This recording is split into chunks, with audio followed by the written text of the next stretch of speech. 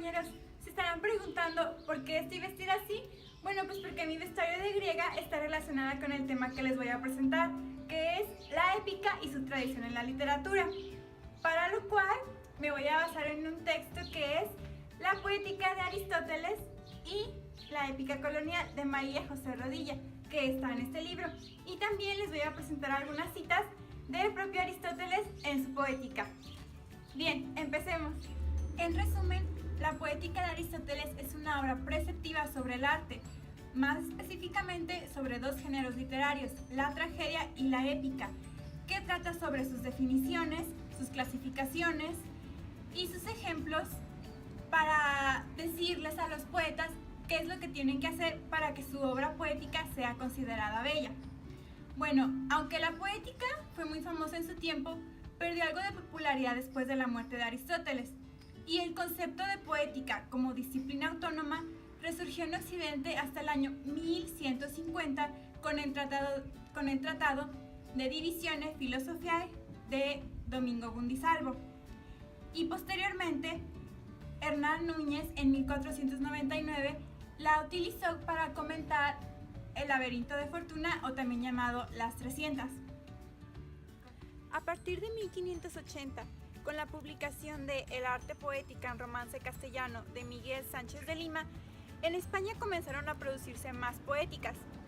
Y aunque la primera traducción de la Poética de Aristóteles se hizo en 1626 por Alonso Ordóñez da Seijas y Tobar, desde antes ya se habían retomado algunas de sus ideas para otras poéticas. Por ejemplo, en 1596, Alonso López Pinciano ya había propagado sus ideas con su texto Filosofía Antigua Poética. Este texto, junto con El Cisne de Apolo de 1616 de Luis Alfonso de Carvalho y Tablas Poéticas de 1617 de Francisco Cascales, son tres poéticas muy importantes que ayudaron a que se propagaran todavía más las ideas de Aristóteles por toda España. Bueno, ¿y qué hay de América? En 1600 fue cuando las ideas de Aristóteles llegaron a nuestro continente a bordo de la Trinidad, junto con otros libros como filosóficos, de caballerías y otros tantos que habían pasado las aduanas del Santo Oficio.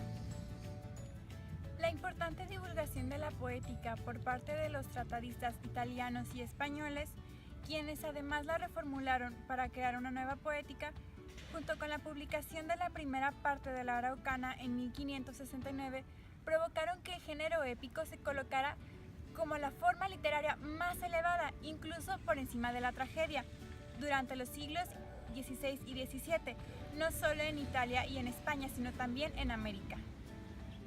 Sobre ejemplos de poemas épicos, Alonso de Ercilla, Fray Diego de Ojeda y Bernardo de Valbuena son los tres poetas épicos más renombrados del Nuevo Mundo, y sobre los que les voy a hablar a continuación. La Araucana, de Alonso de Ercilla y Zúñiga, es la obra iniciadora del género en las letras hispanas. Está dividida en tres partes y la primera de ellas fue publicada en Madrid en 1569.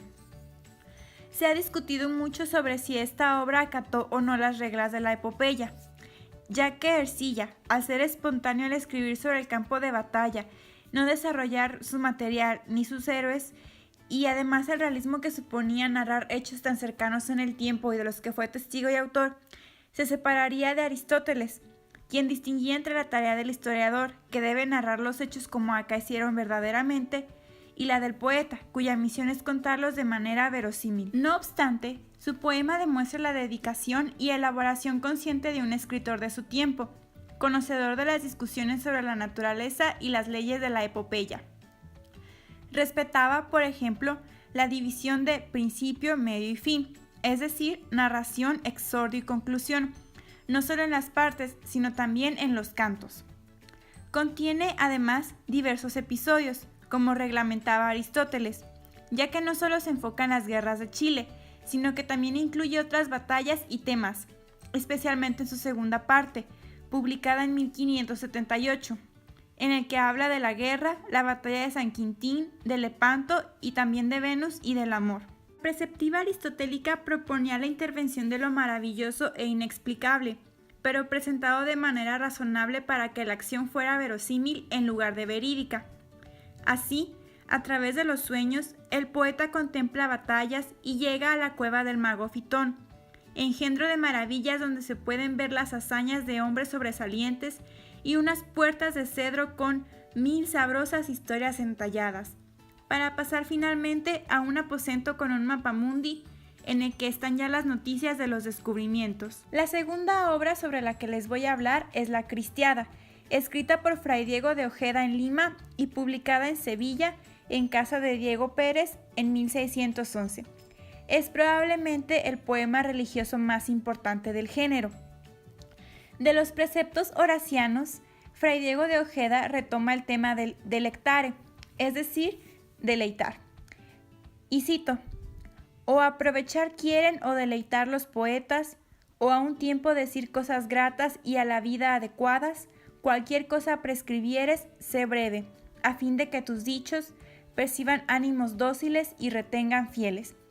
Este precepto está reformulado en las primeras estrofas de La Cristiada.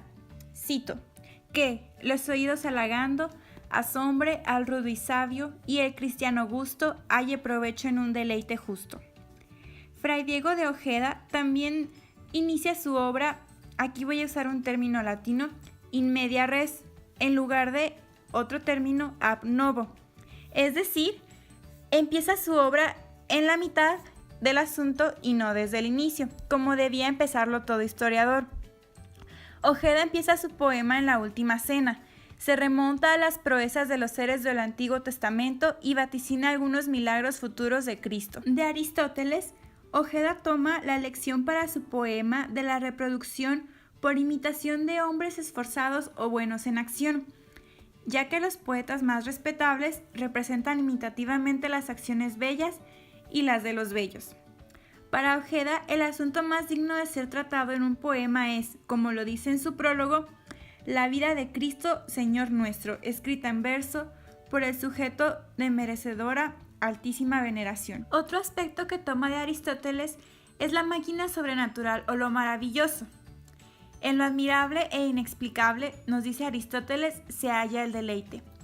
Ojeda imita a Homero, Virgilio y Tasso, quienes utilizan a los dioses como fuerzas que intervienen, y así, este elemento maravilloso y sobrenatural está en las deidades del infierno épico que maquinan sus maldades en contra del héroe del poema.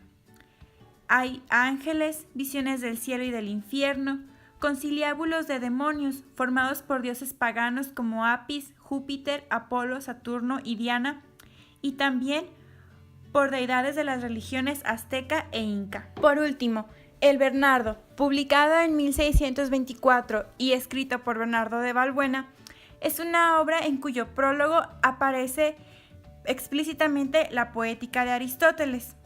Como recordarán, uno de los conceptos fundamentales dentro de la poética es el de imitación, ya que dependiendo de los medios, objetos y modos con que una obra está escrita, es el género al que va a pertenecer.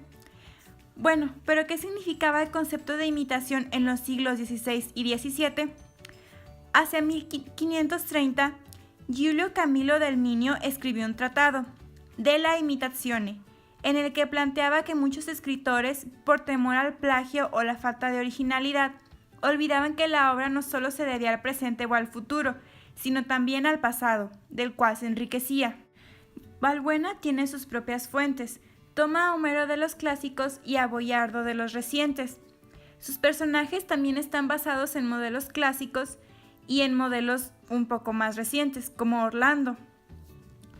La obra de El Bernardo es una amalgama de imitaciones de diferentes géneros y estilos. Recrea los tiempos antiguos, la Edad Media y la conquista y la colonización de América. A partir de la mención que hace Aristóteles de la necesidad de incluir lo maravilloso en la época, surgió precisamente la difícil tarea de reconciliar lo maravilloso y lo admirable con la verosimilitud, porque la fábula, es decir, la trama, además de ser admirable, debía ser verosímil. La respuesta a este problema la encontramos, por ejemplo, en la descripción de los hechos en tercera persona que hace Valbuena para darles voz a los personajes, y en recurrir a lo lejano para hacer de lo extraordinario algo susceptible de ser creído. Por ejemplo, los castillos encantados, los palacios bajo el mar, las florestas peligrosas o bateles voladores que trasladan a algunos personajes a América. Para concluir, la obra de Aristóteles tuvo una gran influencia en el pensamiento crítico de los siglos XVI y XVII, no solo en España, sino también en el mundo colonial. Y con los ejemplos que vimos, la Araucana de Alonso de Ercilla, la Cristiada de Fray Diego de Ojeda y el Bernardo de Balbuena, vimos que aunque los poetas épicos sí tomaban algunas ideas de Aristóteles y de Horacio, le añadieron un toque único que los hace grandes poemas épicos del Nuevo Mundo. Eso es todo, compañeros. Muchas gracias por ver mi video.